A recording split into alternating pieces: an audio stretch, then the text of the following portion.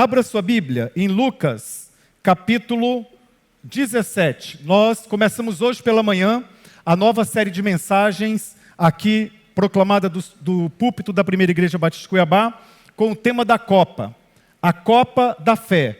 Nós vamos aproveitar este tempo em que o país se volta para essa realidade, para nós pensarmos na jornada do cristão até o apito final.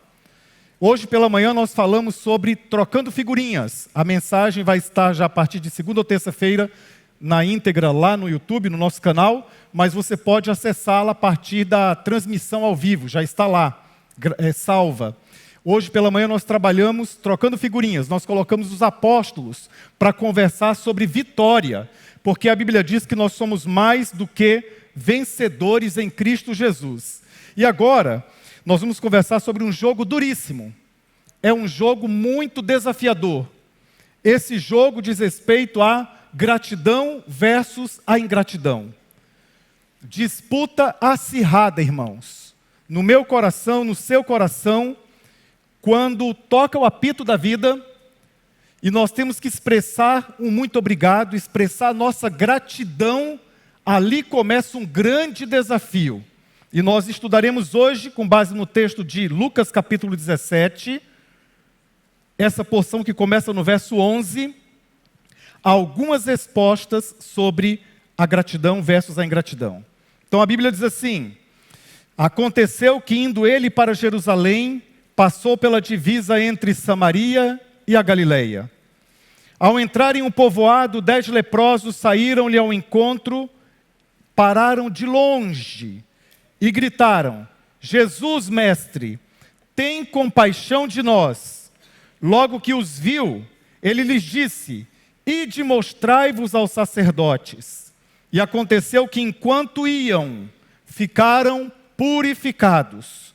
Um deles, vendo que fora curado, voltou glorificando a Deus em alta voz. E prostrou-se com o rosto em terra aos pés de Jesus, dando-lhe graças. E este era samaritano. Então Jesus perguntou: não foram 10 os purificados? E os outros 9, onde estão? Não houve quem voltasse para dar glória a Deus, senão este estrangeiro? E disse-lhe: levanta-te e vai, a tua fé te salvou. Pai, abra o coração de cada um dos teus filhos nesta noite, em nome de Jesus. Amém. Gratidão versus ingratidão. Na Copa de 2014, nós vivemos, enquanto nação brasileira de torcedores, uma das piores experiências que um torcedor pode ter.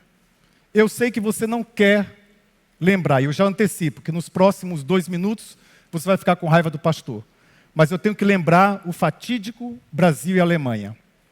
Foram 29, no minuto 29 do primeiro tempo, houve 6 minutos, na verdade foi do minuto 23 ao 29, eu sei em detalhes. Dos minutos 23 a 29 foram 6 minutos, 4 gols, um atrás do outro. Eu estava assistindo o jogo na casa do saudoso amigo pascualino, pastor Rogério, e eu fui até a cozinha para pegar um copo d'água para mim e para Meila.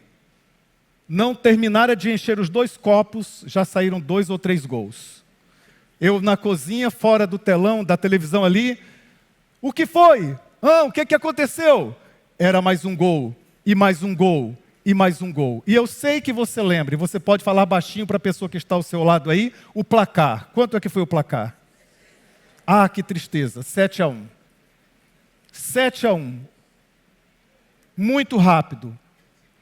Só que esse texto que nós lemos mostra um placar muito mais difícil. Mostra que a ingratidão é pior do que a experiência entre Brasil e Alemanha.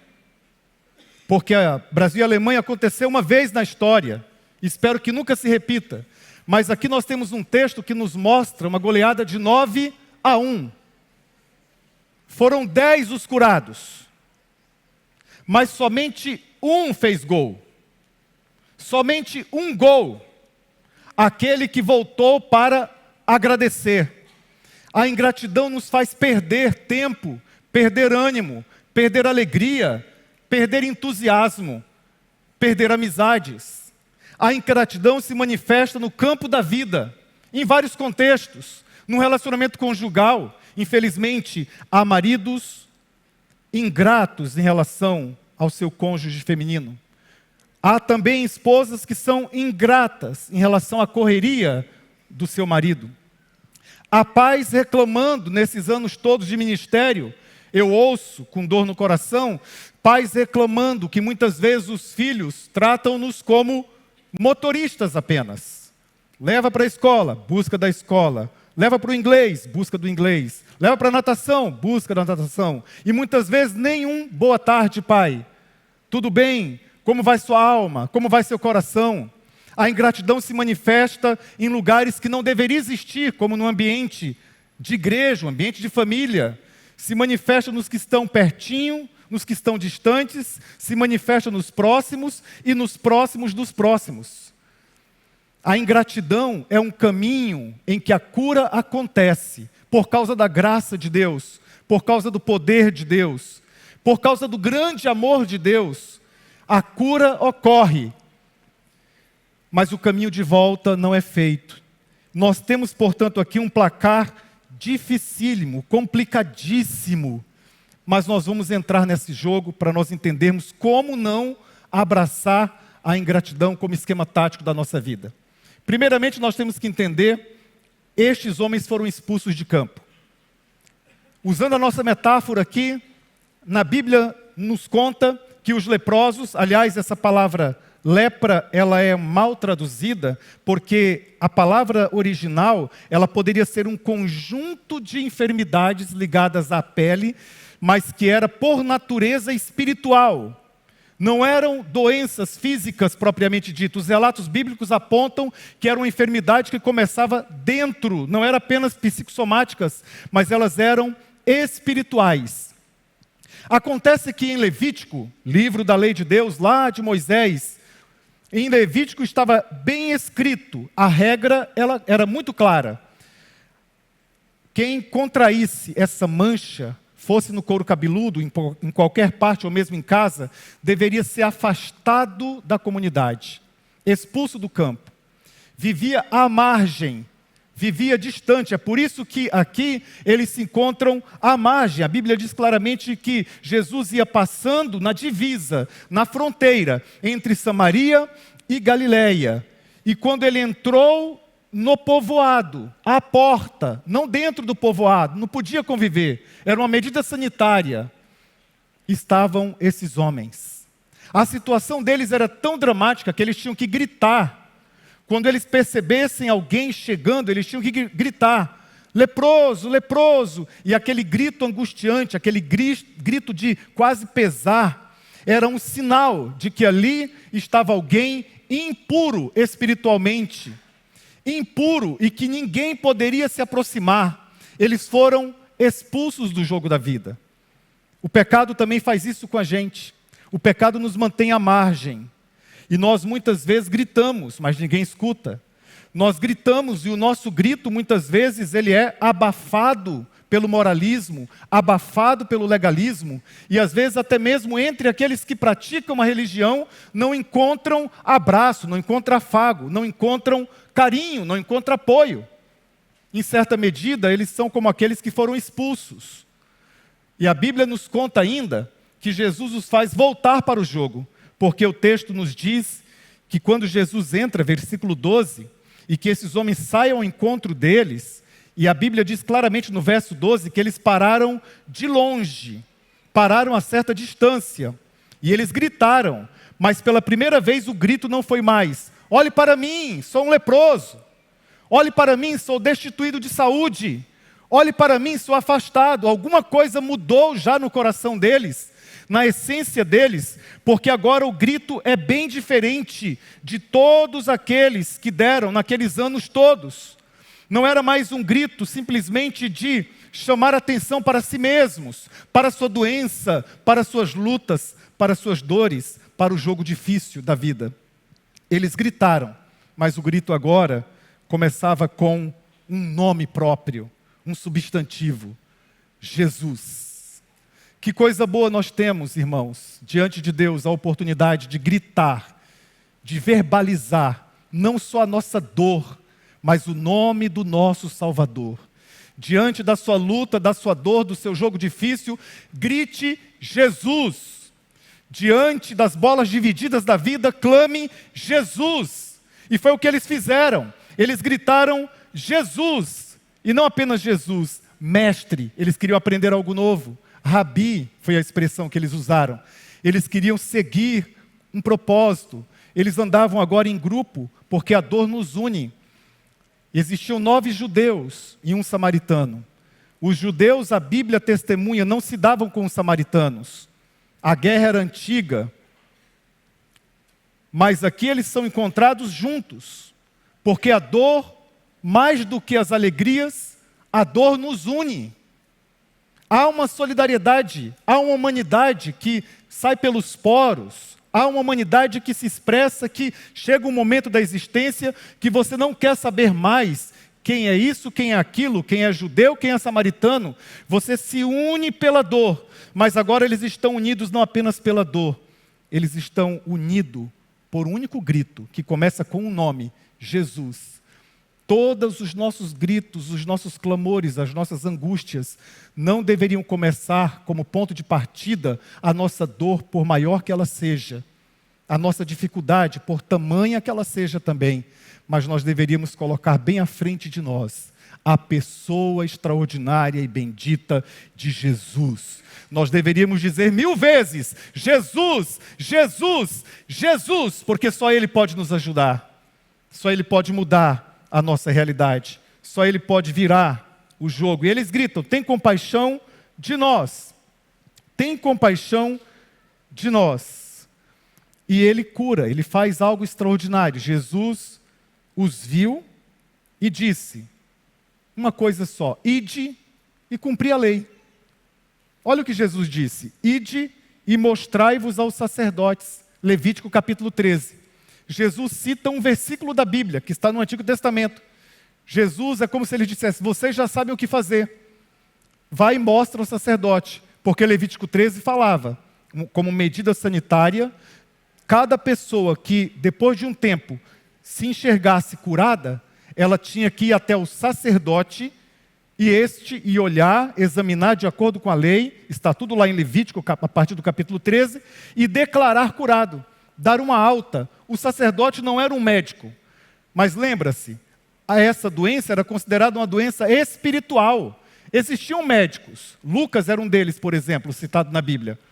Mas a questão aqui não era medicamentosa, não era uma alta médica. A questão é, esse pode conviver porque um sacerdote fez um pente fino, olhou, enxergou, e ele agora recebe um atestado de pureza, ele pode voltar ao convívio. Então Jesus disse, ide mostrai-vos ao sacerdote. Eles não estavam curados ainda.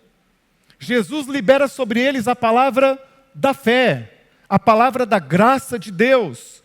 E eles olharam e simplesmente foram. E o verso 14 diz que aconteceu que enquanto iam, ficaram purificados. Parte das curas realizadas no Novo Testamento são instantâneas. Existem muitas curas instantâneas. Jesus fala, a coisa acontece.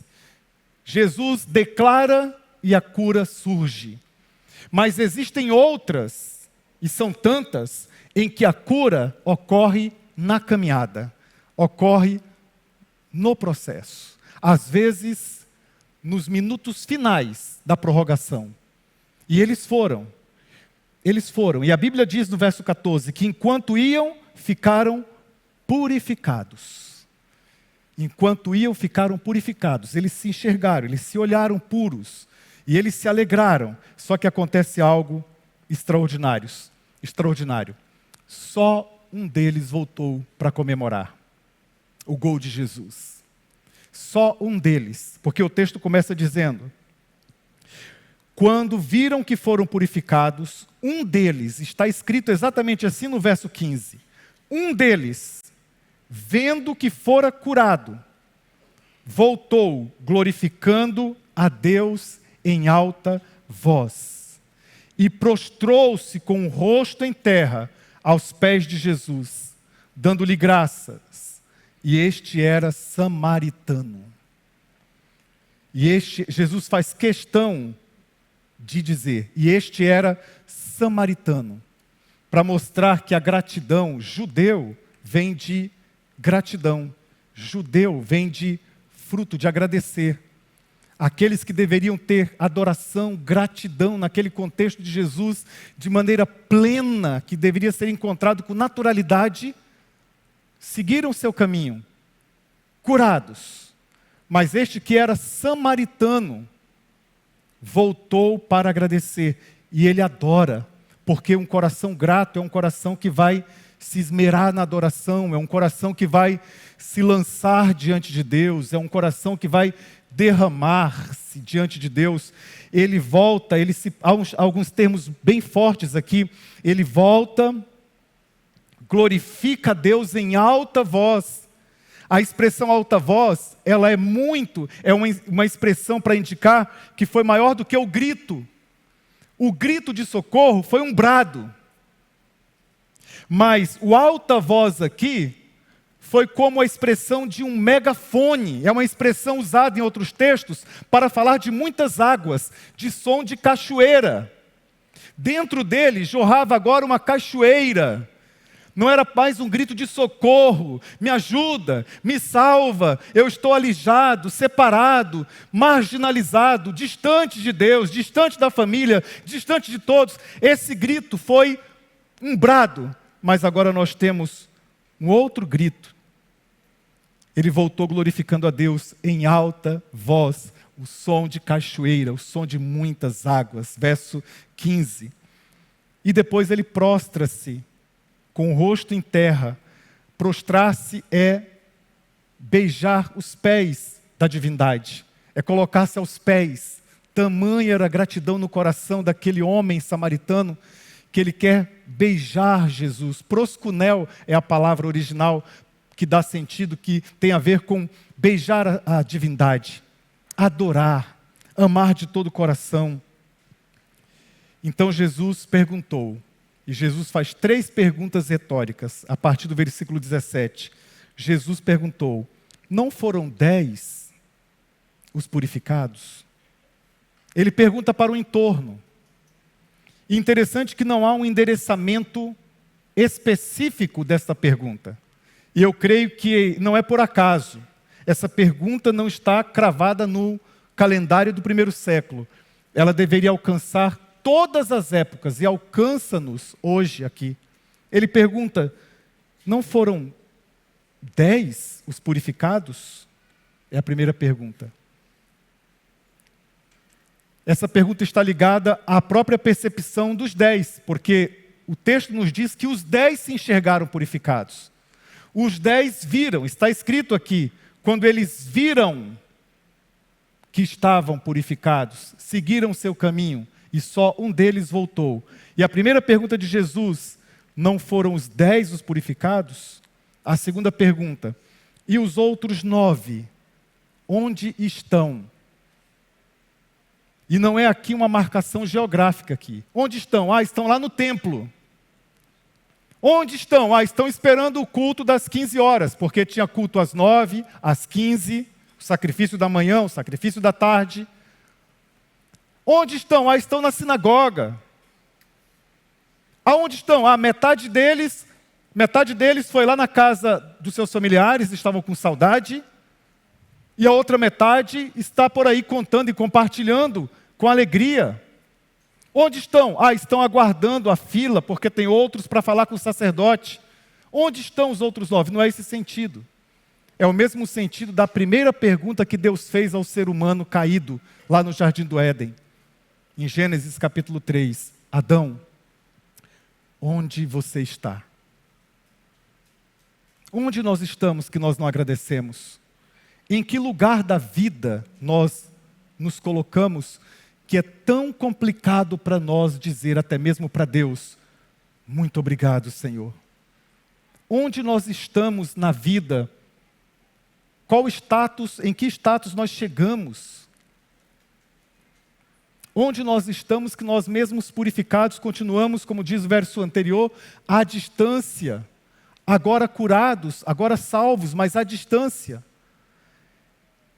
É a segunda pergunta que ele faz e que nos toca também. E essa pergunta pode ser singularizada. Onde eu estou? E ainda mais particularizada. Onde eu estou com a minha cabeça que eu não agradeço a Deus? E ainda mais afetiva. Onde eu estou com o meu coração que eu não consigo agradecer um simples prato de comida? E a minha ingratidão se manifesta exatamente ainda, que eu consigo ver um banquete num prato de feijão com arroz e chamá-lo de simples. Não é simples, é pão nosso de cada dia. Que o Senhor jamais nos deixa faltar. E que o salmista, em Provérbios, perplexo disse: eu fui jovem, eu fui criança, e agora sou moço, e agora sou velho, e eu nunca vi o justo mendigar o pão, nem a sua descendência. Onde eu estou? Onde você está? Onde está o seu filho? Onde está o seu filho adolescente? Onde está o seu marido? Onde está a sua esposa? É uma pergunta que nós temos que responder. Não saia daqui sem responder: meu Deus, onde eu estou, que eu não consigo ser mais grato? Onde eu estou? Onde eu cheguei? E se eu cheguei, foi pelo teu amor, pelo teu cuidado, pela tua graça, pela tua provisão e pelo teu mandamento e pelo teu comissionamento, dizendo: vai, siga o teu caminho, mas siga com Jesus no coração. E a terceira pergunta que ele faz é: não houve quem voltasse para dar glória a Deus, senão este estrangeiro? Não houve quem voltasse para dar glória a Deus, senão este estrangeiro? Aqui não é uma pergunta de Jesus exaltando, primariamente, a atitude do samaritano. É uma chamada de atenção para o primeiro contexto. A primeira divisa, Jesus ia entre Samaria e Galileia. Ele estava na fronteira, na divisa. Quando ele chama a atenção para o samaritano, ele quer mostrar para você e para mim quais são os nossos preconceitos. E ele diz algo que é chocante para nós e que tem aumentado, por conta disso, o número de pessoas que não querem mais saber de igreja. É que Jesus está mostrando que em muitos contextos, talvez você encontre mais gratidão do que no meio da Galileia, do que no meio de Jerusalém, do que no meio de nós, povo de Deus. É claro que nós não podemos tornar isso absoluto. Philip Yancey disse no seu livro Igreja Sobrevivente, Sou Cristão Apesar da Igreja, que ele passou, quando jovem, por uma crise terrível e que ele quis sair da igreja. E ele disse: eu saí da igreja e fui para o mundo, porque eu vi pouca graça na igreja. Saí da igreja porque vi pouca graça na igreja. Ele respira fundo e diz: voltei para a igreja, porque não vi graça nenhuma no mundo. Não vi graça nenhuma no mundo. Mas aqui e acolá nós encontramos samaritanos, que no caminho são curados e voltam para adorar escandalosamente, para adorar de maneira intensa e para dizer muito, muito obrigado. Essas três perguntas são feitas a nós, são a nós. Mas Jesus mostra que aquele samaritano, para ficar na nossa metáfora, ele marcou um golaço, gente. Foi o golaço da gratidão. Porque verso 19, que é o último versículo, diz assim: e disse-lhe Jesus: levanta-te, vai, a tua fé te salvou. Olha que coisa bonita. Pela graça ele cura os 10. Mas a atitude de confiança e profunda gratidão no coração samaritano gerou nele uma fé salvadora, uma fé salvífica. A fé, na Bíblia, ela é muito linda, ela é muito maravilhosa. Ela tem algumas realidades. Primeiro, tem uma fé geral. Ou seja, você vai a um lugar e alguém faz uma comida e você tem fé que aquela comida está boa, está própria para o consumo. você come pela fé, mesmo que você não saiba. Você comeu pela fé. Você vai num mercado, você compra um determinado produto, viu a data de validade, você tem fé, você confia que aquela data de validade está assertiva e você consome pela fé. Isso é um conceito de fé geral. Tem um outro conceito de fé, que é fé como conjunto de crenças. Então, por exemplo, a Bíblia fala da fé que nos foi entregue. É o Novo Testamento, a fé dos apóstolos. Todos os escritos é chamado de fé, sabia disso? Chamado de fé. Quando Judas, não o Iscariotes, mas o irmão do Senhor, diz na sua pequena epístola, ele fala assim: lutem, batalhem pela fé que uma vez por todas foi entregue a vocês. Ele está falando da fé cristã que foi entregue a nós. Nós temos que lutar por ela, temos que defendê-la. Mas o outro conceito, e esse é o prevalente nas Escrituras, é o conceito de fé como confiança em Deus. Esse homem, ele foi além, ele confiou, ele entregou sua vida a Jesus. Quando ele estava a caminho, mostrar ao sacerdote se tornou secundário. A lei de Moisés, nesse sentido, se tornou secundária, ela deveria passar por Cristo. E ele volta a Jesus, ele entendeu a salvação, ele entendeu a conversão. Conversão é voltar-se para Jesus. É um giro de 180 graus. Ele entendeu, ele foi o único que entendeu que aquela enfermidade, chamada em hebraico de Metsorá, aquela enfermidade era espiritual.